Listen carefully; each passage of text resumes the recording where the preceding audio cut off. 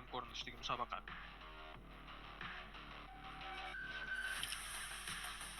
Bizda keyingi kartamiz ham boshlamoqda, keyingi matchimiz boshlamoqda to'g'rirog'i va o'yinchilar yurishlarni boshlashdi. Tunis agressiv boshlab qo'ymagan. Yakudze emotsiyalarni qanday oxirigacha nimagadir. Oxirigacha bordi-yu o'zi ham Tunis. Oxirigacha bordi va Dervashkani oldida faytchisi ko'rinishida ikkisi ishtirokida kechirasiz va chapdan Yakudze yaxshigina damajni qabul qilib oldi. Oy, yana birinchi hisob. Yana birinchi hisob Yakudze qo'l kirib ketmoqda. O'qlarni hozir oldimi Tunisdan ko'payib qoldi. Oldi. Yana bitta, yana bir hisobmi? 2-0mi? Nahotki Tunis bunga tayyormi? Takrab yubordi-da. Ozgina kutganda edi. Yana bir 5-6 to'q otganda Tunis to'qlar olmas edi. Yakudze bir o'sha vaqt turishga harakat qilib ko'rish kerak edi, lekin yo'q. Bir hali kechirimli bir vaziyat bu. Yakudze keyin xatolarga yo'l qo'yish kerak emas. Tunis bosma o'tirishni boshlamoqda. Yakudze boshqa bir burchakdan kirishga harakat qilib ko'rmoqda, lekin yo'q, bir-birlarini aylanishadi. Yakudze chaplikka chiqish kerak emas. Chaplikda hozir ko'ryapmiz. Chiqmayapti shunga menimcha. Lekin bir ikki chiqib qolganda mana hozir. Lekin ishladi bu kiki. Kutmagan edi Tunis, kutmagan edi. Yana qochadi deb o'ylagan edi, yo'q. Yakudze bunday qilmadi. Hozir nimasi bo'ladi?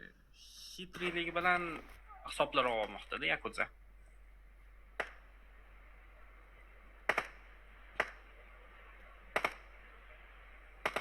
Tunis. Chatda ham aytishyapti, tajriba bu deyishyapti Yakudzada. 4 daqiqa bor, 4 daqiqadan ko'proq ham bor. 30 soniya. Yakudze yana bir hisob. Shot, lekin mana shu shotni bir ko'rib chiqish kerak. Men to'g'risi orada ko'rmay qoldim nima bo'lganini, nimaga unaqa qurolsiz yugurdi Tunis va o'zi Yakudze mana bunaqa animatsiyalarning o'rniga juda ko'p vaqt yo'qotyapti. Headshot to'g'ri nastrel berib turish kerak. Tunis chunki bexabar qolib ketyapti. Qayerda o'yinchi nima qilyapti? Shuni hisobiga qanaqadir bitta nastrel berib keyin emotsiya qilish boshlayapti. O'yinda endi Tunis boya qochdi-ku anaqadan. Endi orqaroqqa qaytdi. Qoida buzish emas.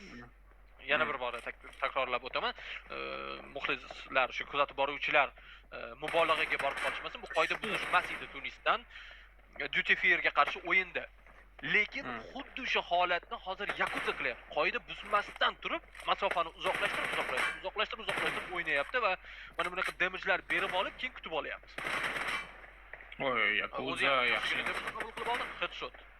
Headshot qabul qilib oldi va Yakudze nimalar qilyapti, to'g'rimi? Finalda ko'ramiz menimcha. Yana animatsiya qilyapti menimcha. Takroriylar hamma qoyil. Mana shu yerda nima bo'ldi? Nimaga? Bo'ldi. Mana bu yerda nastrel bo'lmagan menimcha. Chunki bilmadi-da, yana ham bilmadim. Shu vaziyatni to'liqligicha ko'rmadim va Yakudze turibdi. Bo'ldi, mana. Bo'ldi, otgan. Shunchaki Tunis eshitmay qolgan. Yaxshi ko'rsatishdi. Tashakkur rejissyorlarga. Va endi agar bunaqa quvlab ham hech nima yo'q, bu pozitsiyada shunchaki bitta pozitsiyada turish mumkin emas, lekin nastrel bersa ham. Nimalardir to'g'rilab oldi menimcha. Bo'lishi mumkin.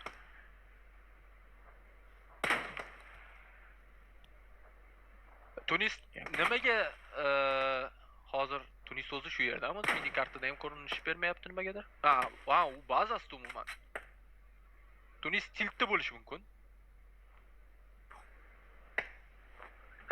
Bu o'yin mojarolariga albatta sabab bo'ladi. Ha, ha. mojarolarga sabab bo'ladi va Tunis ko'p ehtimol bilan nimaga asoslanib hozir bormayapti qushga? Buni kamida hozir 2 ta yoki 3 ta minus pointi bor deb o'ylayotgan bo'lishi mumkin. Balki. Shunga asoslanibdir balki. Lekin 2 ta minus pointi bo'lgan taqdirda ham 2-1 Yakudza yutyapti. Chunki Tunisda oldinga borish kerak menimcha. Даже 3 ta bo'lganda ham Jalolni eslatib o'tishimiz kerak. Hozir necha bo'lsa ham minus shotlarni Ha, hisoblasak bundan ham oldin necha bo'lsa ham da bundan oldin Yakudza yutganda Yakudzaga yoziladi. Lekin mana endi boryapti. Boryapti va Yakudza yaxshigina jamsa qabul qilib oldi. Oy. Bo'ldi bu tilt. Tunis 5-1. yarim finalda jiddiy content makerga qarshi to'qnashib kelib qoldi. Yakudza o'yinni quritishga ham usta ekan. Ya'ni men ochiq bahsda kuchli deb o'ylagandim uni faqat. Shunchaki close fight bo'ladi-yu, ortiqcha piklarsiz, ochiq bahsda atbedra otganda deydi-yu. Lekin yo'q, Yakudza o'yinni qurityapti ham. Ruschasiga aytganda sushit ham qilyapti. O'yinni kerakli paytda masofani ham uzoqlashtiryapti va natijada yutyapti ham. Ramzesdan raid deyishyapti. Ramzesni o'ziga ham salom. Ushbu musobaqada afsuski birinchi bosqichda Tunisga va shuning uchun ham menimcha raid qilyapti hozir jonli efirni. Yakudza mana ortiqcha shubha va mubolag'alarga nuqta qo'yish maqsadida mana bunaqa push ham qilib qo'yyapti. Yakudza nima bo'ladi? Chap tomon pik va